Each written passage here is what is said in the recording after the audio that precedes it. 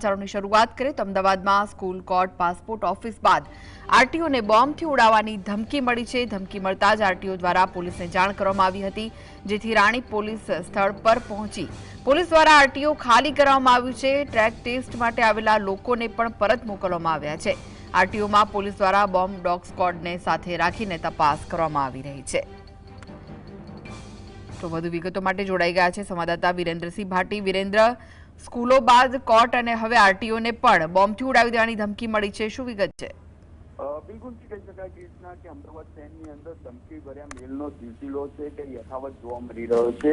વિગતવાર કૃષ્ણા વાત કરવામાં આવે તો અમદાવાદ આરટીઓને ધમકી ભર્યો મેલ છે તે મળ્યો હતો અને તે મેલની અંદર ઉલ્લેખ કરવામાં આવ્યો હતો કે બોમ્બથી અમદાવાદ આરટીઓને ઉડાવી દેવામાં આવશે। તે અંતર્ગત જ સ્થાનિક એટલે કે આરટીઓ દ્વારા પોલીસને જાણ છે તે કરવામાં આવી હતી અને સાવચેતીના ભાગરૂપે પીડીએફની ટીમ તેમજ તેની સાથે સાથે ડોગ સ્ક્વોડ તેમજ સ્થાનિક પોલીસનો કાફલો છે તે આરટીઓ ખાતે પહોંચ્યો છે અને તેમના દ્વારા સાવચેતીના ભાગરૂપે આરટીઓ છે તે ખાલી કરાવી દેવામાં આવી છે।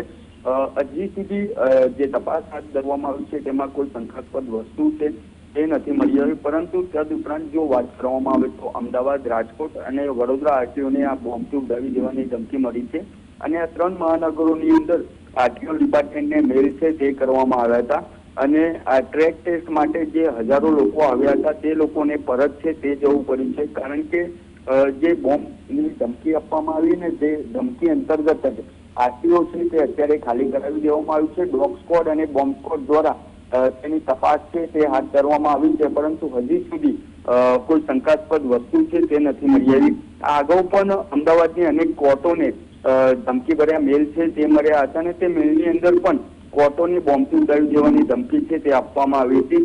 અત્યારે ઉચ્ચ અધિકારીઓ છે તે અમદાવાદ આરટીઓ ખાતે ઉપસ્થિત છે અને તેમના દ્વારા ઝીણવટભરી તપાસ છે તે હાથ ધરવામાં આવી છે। કૃષ્ણા જી, આભાર વિરેન્દ્ર માહિતી આપવા માટે।